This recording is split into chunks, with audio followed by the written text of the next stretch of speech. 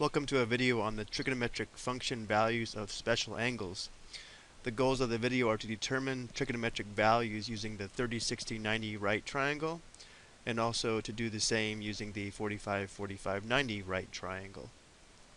Certain special angles such as 30, 45, 60, and multiples of these angles and their trigonometric function values often arise.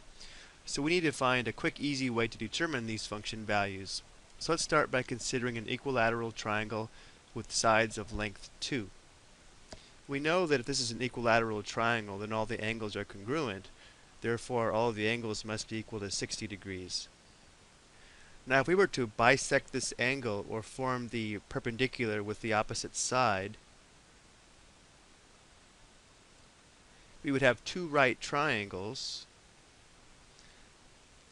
and each triangle would have a 90-degree angle, a 60-degree angle, and a 30-degree angle.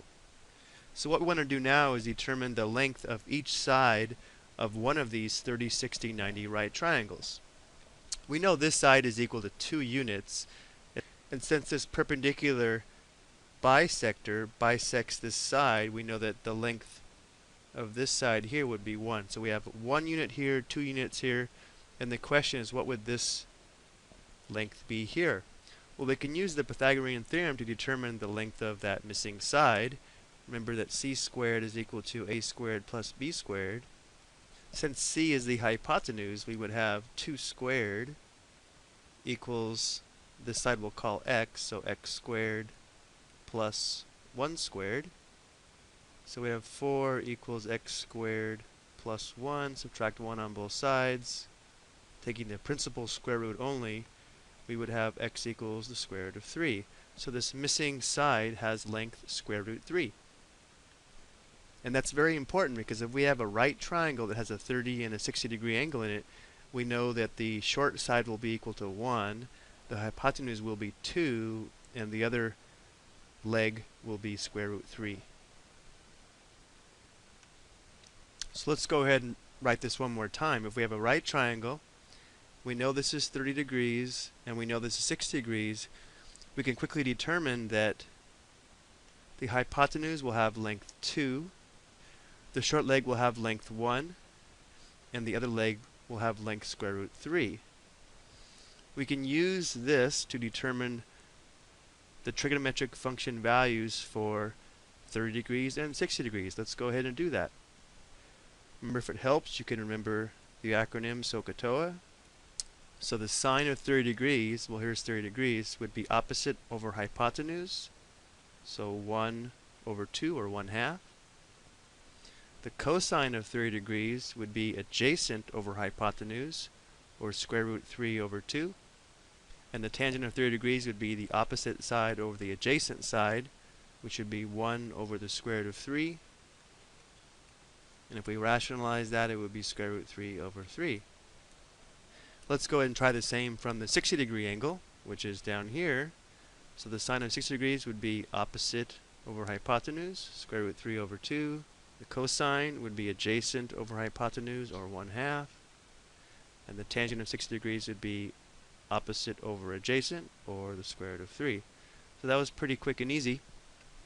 Now, I just want to point out that this is the most common reference triangle for the 30, 60, 90 right triangle. But remember, if we wanted to, we could divide all of these by some value if we chose to. So if we did choose to divide all of these by 2, 2 divided by 2 would give us 1 for the hypotenuse. Divide this by 2, we'd have 1/2. And if we divide this by 2, we'd have the square root of 3 divided by 2. I mention that now because later on when we plot angles in standard position, if we have a radius of 1, which is the hypotenuse of a reference triangle, we can just use the x and y coordinates to determine the trigonometric function values. But for right now, we will focus on this one, and you should memorize this. Now let's consider a square where each side has length 1. If we draw one diagonal, it forms 2 right triangles. And this diagonal bisects these right angles here and here. So from this we can conclude that the acute angles in these 2 right triangles would have to be 45 degrees. Now what we want to do is take a look at just one of the right triangles and see if we can determine the length of the three sides. Well, two of these sides are given. This hypotenuse is missing. So let's go ahead and find the value of x using the Pythagorean theorem. So here we'd have x squared equals 1 squared plus 1 squared. So x squared equals 2. Again, taking just the principal square root, we have x equals square root of 2. So now we know if we have any right triangle that has two acute angles that measure 45 degrees, or an isosceles right triangle, the sides will always be a multiple of 1, 1, and the square root of 2.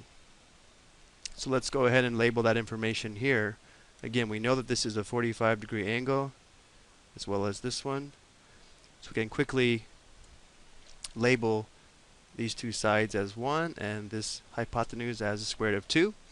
And we can use this right triangle to find any of the trigonometric function values for 45 degrees. Let's find these three. So the sine of 45 degrees, we'll use this angle. It's going to be the opposite over the hypotenuse, so 1 over the square root of 2. And if we rationalize this, we would have the square root of 2 over 2. And the cosine of 45 degrees would be the same. It would be 1 over the square root of 2 adjacent over hypotenuse, which we just showed if we rationalize it, we have the square root of 2 over 2. And the reason these are the same is because the opposite side and the adjacent side have the same length. And lastly, the tangent of 45 degrees, the opposite over the adjacent, would be 1 over 1, which is equal to 1. And I'll mention this again. If we wanted to have the hypotenuse equal to 1, we would have to divide each side by the square root of 2. We would divide this by the square root of 2 to get 1. We would divide this side by the square root of 2 to get 1 over square root 2, and the same for this side.